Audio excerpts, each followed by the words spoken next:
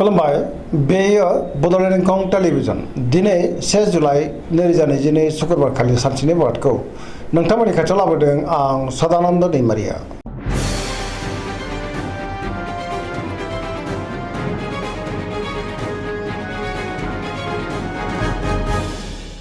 सिगां फरायनो लादों मेष राशि गिबि हांखो अ ल।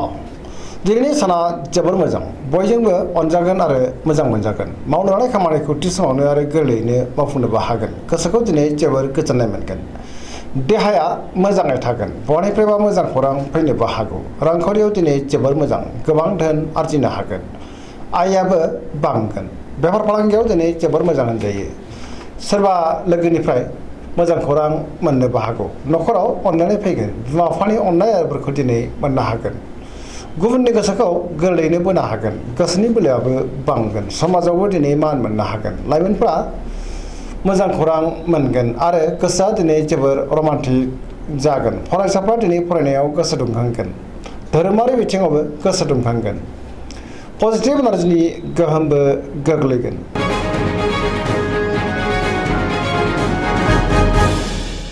वृष राशि गिबि हांखो इ उ ब। दिनैनि साना जोबोर मोजां, मोनफ्रोमबो बिथिङावनो जाफुंसारनो हागोन। बहाबा हान्थिनो खाबु मोनगोन। मोजां खाबु फैनोबो हागौ। गोसोखौ दिनै जोबोर गोजोननायबो मोनगोन। गोसोनि बोलोआ बांगोन। मावनो लानाय खामानिखौ थि समावनो मावफुंनोबो हागोन। समाजावबो गोबां मान मोनगोन। रांखावरियाव दिनै जोबोर मोजां, गोबां धोन आरजिनोबो हागोन। बेफार फालांगियाव दिनै जोबोर मोजां होनजायो। आयाबो बांगोन। गोबां मुंदांखा सुबुंजों दिनै लोगो मोनज्लायनोबो हागौ। न'खरावबो बिसि फिसायनि गेजेराव अनलायनाय फैगोन। देहाया मोजाङै थागोन। गुबुननि हेफाजाबखौ थोजासे मोनगोन। जायखि खामानि मावा मानो मोनफ्रोमबो खामानिखौनो दिनै गोरलैयैनो मावफुंलांनो हागोन। सोरबा लोगोनिफ्राय थोजासे हेफाजाब मोनगोन आरो मोजां खौरांबो फैनो हागौ। गोसोनि साननायफ्रा जाफुंगोन। पजिटिभ एनार्जिनि गोहोमबो गोग्लैगोन।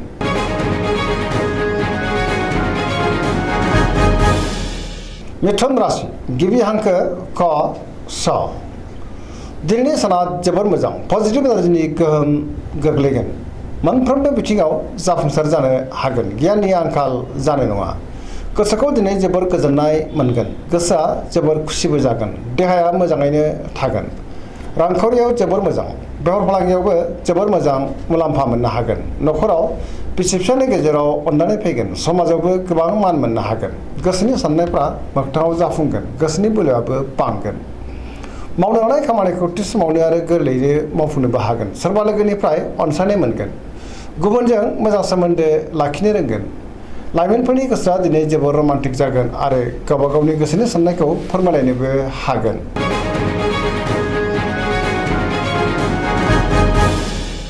कर्कट राशि गिबि हांखो ड ह।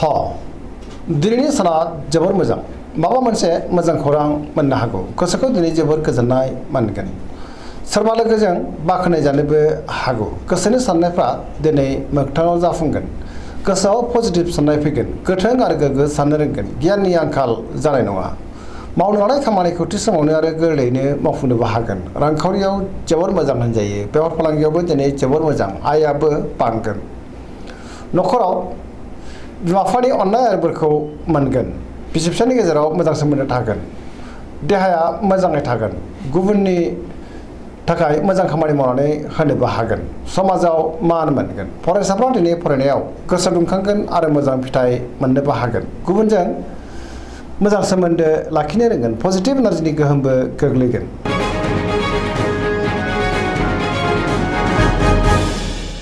सिंह राशि गिबि हांखो म ट। दिनैनि साना मोजां आरो गाज्रिनि गेजेरजों बाबेरलांगोन। गोसोआव नेगेटिभ साननाय फैगोन। मावनो लानाय खामानिखौ थि समावनो मावफुंनो हागोन। अब्लाबो नाथाय गोब्राबै मावनांगोन। सोरबा लोगोनिफ्राय गाज्रि खौरां फैनोबो हागौ। लोगो लेवानि आंखाल नुजानोबो हागौ। बहाबा दावबायहैनो बा हान्थिनो खाबु मोनगोन। रांखावरियाव मोजां, नाथाय अब्लाबो खरसायाबो बांगोन। मोननो गोनां धोनखौ दिनै मोननो हागोन। बेफार फालांगियाव मोजां। गोसोनि साननायखौ दिनै गुबुननो फोरमायनो हानाय नङा। गुबुना गोरोन्थि बुजिगोन। न'खराव अननानै फैगोन। समाजाव मान मोननो हागोन। गुबुननि गोसोखौ बोनो गोब्राब जागोन। देहाया मोजाङै थागोन। अब्लाबो नाथाय जानाय लोंनायाव सांग्रां जानांगोन। बयजोंबो गोरोबनो रोंनाय नङा। गुबुननि थाखाय नाङा फाङा जेंनायाव गोग्लैनांनोबो हागौ। सांग्रां जानाया गाहाम। गोसोआ दिनै जोबोर आला खाला जागोन।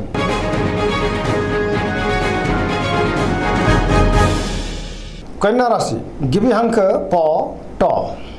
दिनैनि साना जोबोर मोजां। गोसोआव पजिटिभ साननाय फैगोन। गोथों आरो गोग्गो साननो रोंगोन। गियाननि आंखाल जानाय नङा। रांखावरियाव दिनै जोबोर मोजां, नाथाय अब्लाबो खरसायाबो बांगोन। बेफार फालांगियाव जोबोर मोजां। देहाया मोजाङैनो थागोन। गोबां मुंदांखा सुबुंजों लोगो मोनज्लायनो हागौ। न'खरावबो दिनै अनलायनाय फैगोन। गोबां खामानियाव मुखुबबो थागोन। सोरजोंबा बाख्नाय जानोबो हागौ। गोसोखौ दिनै जोबोर गोजोननाय मोनगोन। पजिटिभ एनार्जिनि गोहोमबो गोग्लैगोन। लाइमोनफ्रा जोबोर रमान्टिक जागोन आरो गावबा गावनि गोसोनि साननायखौ फोरमायलायनोबो हागोन।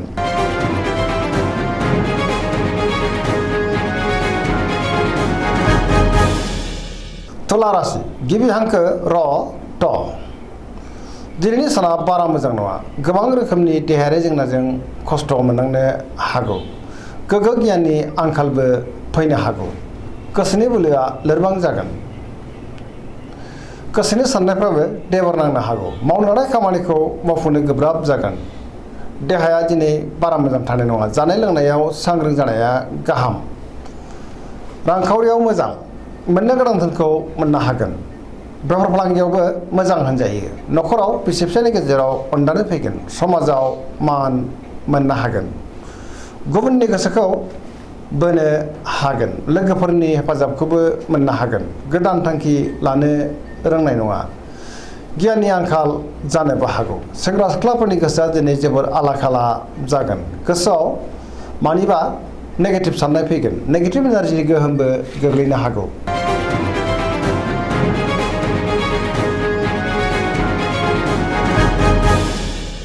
वृश्चिक राशि गिबि हांखो न स। दिनैनि साना जोबोर मोजां।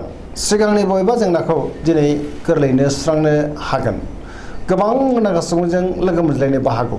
पजिटिभ एनार्जिनि गोहोमबो गोग्लैगोन। समाजाव लोगो लेवा बांगोन। सोरबा गोजाम लोगोजों बहाबा लोगो मोनज्लायगोन। गोसोआव गोग्गो आरो गोथों साननाय फैगोन। मावनो लानाय खामानिखौ थि समावनो आरो गोरलैयैनो मावफुंनोबो हागोन। गुबुननिफ्राय हेफाजाब मोनगोन। गोसोनि साननायफोरा जाफुंगोन। गोसोनि बोलोआबो बांगोन। समाजाव दिनै बयजोंबो अनसायजागोन। न'खराव बिसि फिसायनि गेजेराव अनलायनाय फैगोन। बिदा फंबायजों मोजां सोमोन्दो थागोन। रांखावरियाव जोबोर मोजां, अब्लाबो नाथाय खरसायाबो बांगोन। बेफार फालांगियाव मोजां होनजायो। देहायाबो दिनै मोजाङैनो थागोन। गुबुननि हेफाजाबखौबो मोननो हागोन। फरायसाफ्रा फरायनायाव गोसो दुंखांगोन आरो मोजां फिथाइ मोनगोन। लाइमोनफ्रा जोबोर रमान्टिक जागोन आरो गावबा गावनि गोसोनि साननायखौ फोरमायलायनोबो हागोन।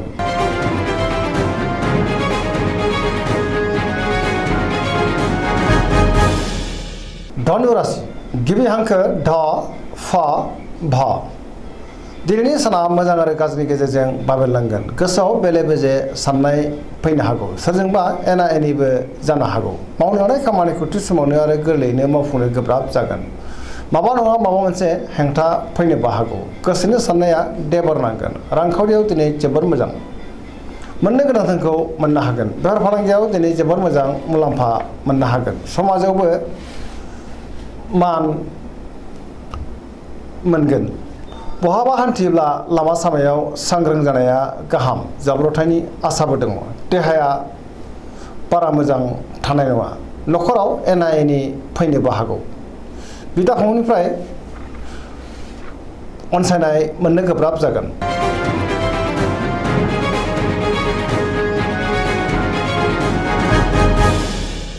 मकर राशि गिबि हांखो ख ज। दिनैनि साना जोबोर मोजां। जेरावबो गोसो गुदुं जागोन। गोसोनि साननायखौ दिनै गुबुननो फोरमायनोबो हागोन। मावनो लानाय खामानिखौ मावफुंनो हागोन। रांखावरियाव जोबोर मोजां, अब्लाबो नाथाय खरसायाबो बांगोन। मोननो गोनां धोनखौ मोननोबो हागोन। बेफार फालांगियाव दिनै जोबोर मोजां मुलाम्फा मोनगोन। गोबां मुंदांखा सुबुंजों लोगो मोनज्लायनो हागौ। गुबुनजों मोजां सोमोन्दो लाखिनोबो रोंगोन। मोनफ्रोमबो खामानिखौ दिनै मावफुंनो हागोन। गोदान खामानियाव आखाइ होजेननोबो हागोन। न'खराव अनलायनाय फैगोन। बिदा फंबायनिफ्राय हेफाजाबबो मोननो हागौ। सेंग्रा सिख्लाफ्रा गावबा गावनि गोसोनि साननायखौ फोरमायलायनो हागोन। फरायसाफ्रा दिनै फरायनायाव गोसो दुंखांगोन आरो मोजां फिथाइ मोननोबो हागोन।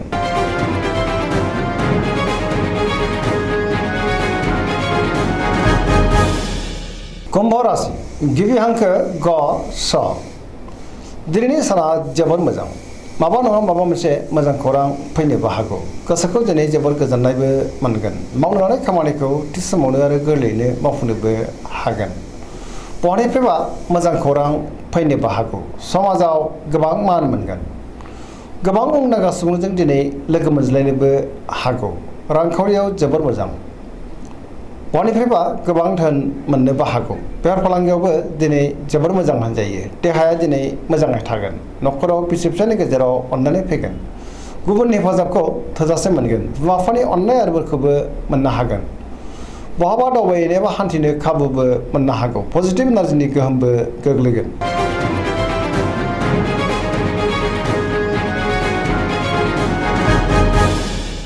मीन राशि गिबि हांखो ड स दिनैनि साना जोबोर मोजां गोसोखौ दिनै जोबोर गोजोननाय मोनगोन गोग्गो थासारि फैनो हागौ गुबुननि थाखाय गोबां मोजां खामानि मावनानै होनोबो हागोन गोसोआव पजिटिभ साननाय फैगोन गोथों आरो गोग्गो साननो रोंगोन गियाननि आंखाल जानाय नङा गोसोनि बोलोआबो बांगोन गावनि गोसोनि साननायखौ दिनै गुबुननो फोरमायनोबो हागोन देहाया मोजाङै थागोन रांखावरियाव जोबोर मोजां बेफार फालांगियावबो दिनै जोबोर मोजां होनजायो न'खराव बिसि फिसायनि गेजेराव अननानै फैगोन सोरजोंबा बाख्नाय जानोबो हागौ लाइमोनफोरनि गोसोआ दिनै जोबोर रमान्टिक जागोन आरो गावबा गावनि गोसोनि साननायफोरखौबो फोरमायलायनोबो हागोन पजिटिभ एनार्जिनि गोहोमबो गोग्लैगोन दिनै फरायसाफ्रा फरायनायाव गोसो दुंखांगोन आरो मोजां फिथाइ मोननोबो हागोन सरासनस्रायै दिनै साना जोबोर मोजां आरो मोजाङैनो बारग'लांगोन दिनैनि राशि फरायनाया एसेनोसै जोबनायाव बेखौनो खावलायो जाहाथे नोंथांमोना सानफ्रामबो जोंनि बे बड'लेण्ड इंखं टेलिभिजनखौ नायबाय थायो आरो साबस्क्राइब खालामो लोगोसे लाइक खालामो आरो शेयार खालामो